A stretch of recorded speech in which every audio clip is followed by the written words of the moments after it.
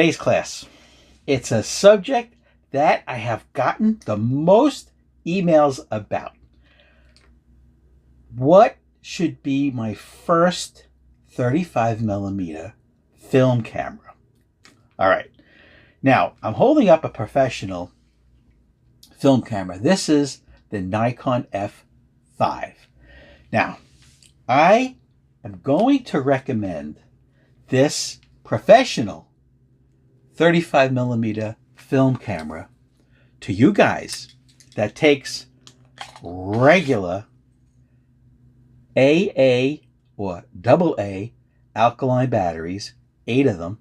I'm going to recommend this camera as your first film camera. Now, I can already hear my colleagues around the world saying, what is he, crazy?